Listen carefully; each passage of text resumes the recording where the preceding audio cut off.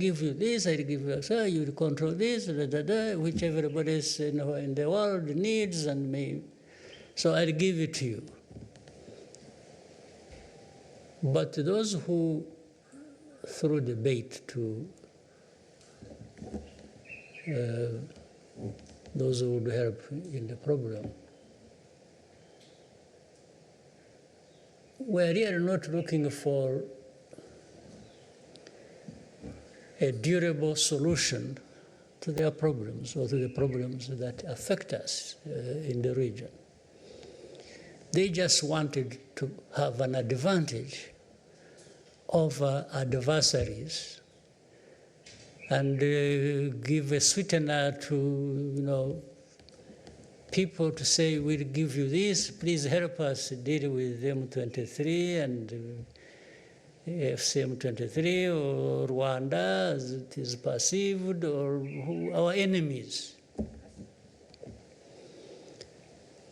And that then people would just be attracted to that, take it, and address the problem the way the government of Congo saw it. No, but the Trump administration kept looking at a combination of these three matters that need to be addressed.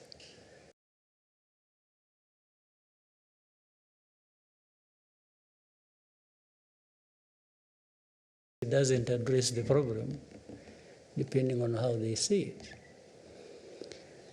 So I'm sure that is what is still affecting, and maybe will affect, the implementation. Because what people have in mind is not necessarily 100% what they are getting. But in addressing any problem like this one, it's give and take.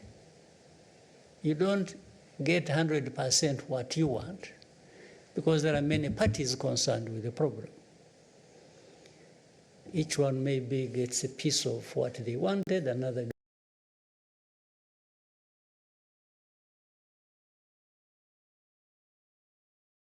gets a piece of what they wanted, and together stability comes out of it. So for me, I think there is a chance that we may get somewhere with that. And why I asked the previous question, the other question about the previous handling, the different administrations handled this matter, it was like actually there was less caring for how to deal with this matter than we have now. Because for them, it would just be, M23, sanctions, Rwanda, and that's it. But how do you handle things like this and expect? I don't think they have even learned from history. In fact, it is the same people also who failed in those years that, and now because we talk to many of them, it's like, yeah, but what do you think about this Trump thing? We see, but, and it's like they don't even hide the fact that they are disappointed because they are not at the center of it. It's like, what do we have? For us, what do we have in it? And I tell them, but that's none of my business. You were here all these years doing nothing except doing the wrong thing. Because I asked some of them, when you really went all out and wanted to, were sanctioning Rwanda, sanctioning M23, praising the other side, and then vague about FDLR, and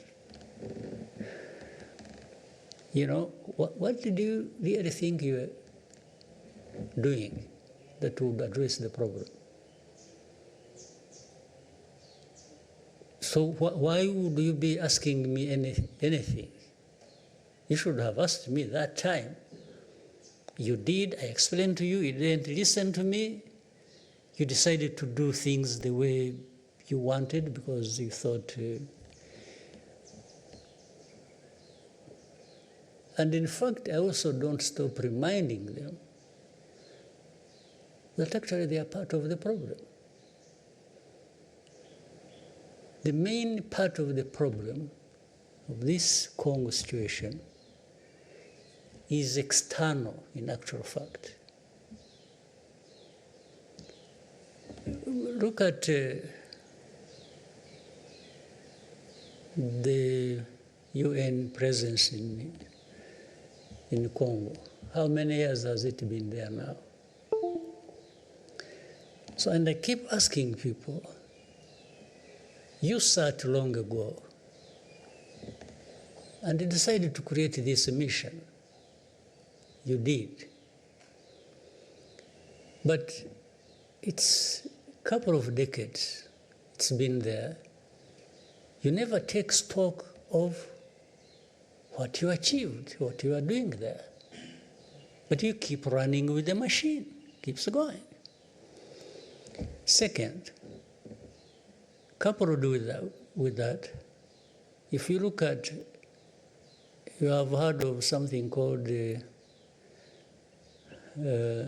group of experts. Do with the situation itself. These reports were written long ago, when they were being given the mission. So they just come to make sure that everything conforms to that as of origin.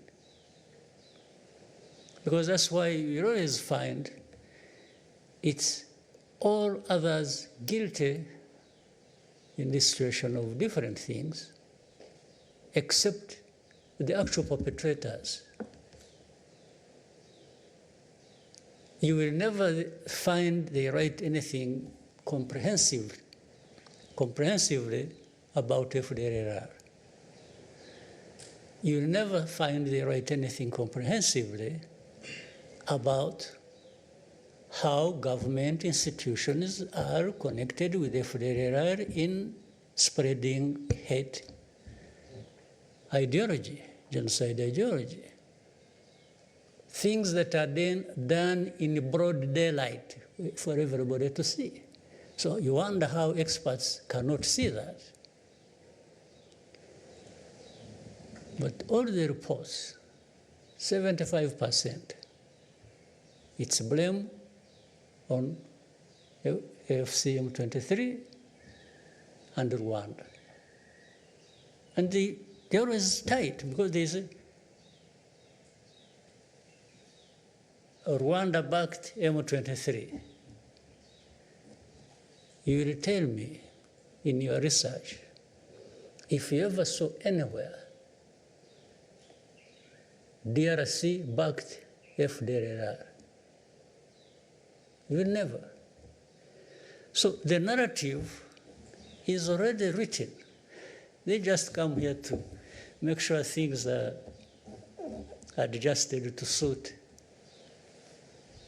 what they want. They talk about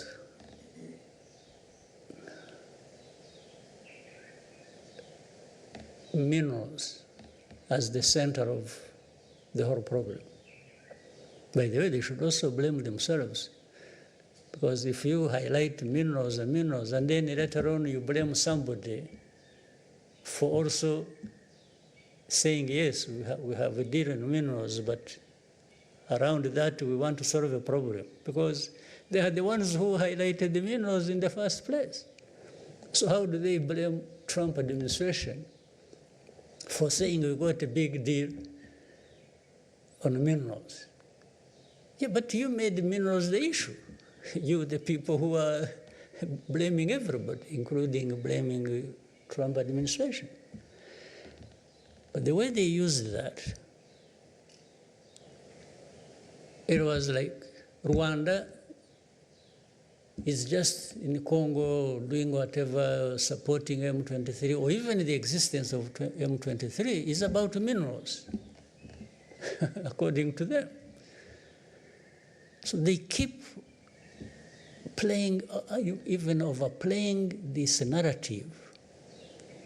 In the end, it works to the detriment of a solution to the problem. Now, it really becomes like, it's like having arsonists being the judge and the prosecutor of people for burning down the house. The very ones who burnt down the house are the ones in the seat to judge, to prosecute, and everything. This is what happened. So some people oversimplify this matter, and take it just to the surface. It's about blaming FCM23, Rwanda, former president of DRC, you mentioned. By the way, do you know that maybe, I don't know why you should never forget things conveniently. You know how the current president came to be president? He was just called to the office, and this man thought he was making a good deal, and they handed him power. Do you also know that actually there were witnesses, heads of state? Did you know that? One of them being the former president of Kenya, Uhuru Kenyatta. The other one being the president of Egypt, Sisi. The other one being President Ramaphosa of South Africa. You ask to go and visit them and ask them this question. So this whole thing, you see, no, I wish they could actually come forward and say, hey, wait a minute, by the way, we know this story. The story, and the other thing is, you also know that Rwanda being blamed for M23, FCM23, Eastern Congo, blah, blah, blah, and so on and so forth. Fine, you can blame us for doing whatever we could to make sure FDR doesn't cause Rwanda problems, and whoever was supporting that. But you cannot blame us for the start of this conflict, because everybody knows where this conflict started from and by who, and it is nothing to do with Rwanda. This M23, I have said it before, came from Uganda. They did not come from here. Why was it not made Uganda's problem? Are these things I'm talking about new to you? You don't know them? But the story goes out today, it's every day, Rwanda, M23, Rwanda, FD. Yes, but you should also tell people how this became Rwanda's problem. Our problem was simple, twofold. FDLR it has been a problem in the past. It's a problem now. It will be a problem in the future if it continues to exist, threatening Rwanda. There is no way. We don't, as I again said before, we don't need anybody's permission to protect our country. It doesn't matter. So that one put aside. The other one is this Congo uprooting its own people from their ancestral homes and from wherever, and Rwanda has nothing to do with how Kinyarwanda speaking people went to Congo. Nothing. We cannot be blamed for that. But they've been killing people in broad daylight. They've been removing them from their homes and making them refugees here. You know how many thousands, tens of thousands, hundreds of thousands of people originating from there who are refugees here. So the fact that we are hosting these people, the fact that we are saying we can't accept FDLR, is it a problem that Rwanda should be blamed for? Is it a complicated problem that groups of experts cannot see? So I've given you a very wide explanation to the very simple question you asked. Whatever solution that does not address these important matters to be addressed will just keep the problems between Rwanda, DRC, the whole region, and wherever else going forever. But the matter is simple. If you don't play games, if you don't allow genocide ideology to take over the region, and then things can be addressed. So for me, I'm thankful to President Trump's decision. And by the way, even if it doesn't work, I don't think they should be the ones to be blamed. They are not the ones to blame. Because in the end, they are not the ones to implement what we have agreed. They just brought people together concerned with the problem, and they've introduced a new way of approaching this problem, which has not been forthcoming from others. And so here, it's our job, it's our task for us in the region to implement that, or DRC or Rwanda to implement their part of the bargain in the agreement. But of course, it helps if the United States administration remains close by to follow up and says to people, well, you said you would do this, what happened? They have some leverage over the matter.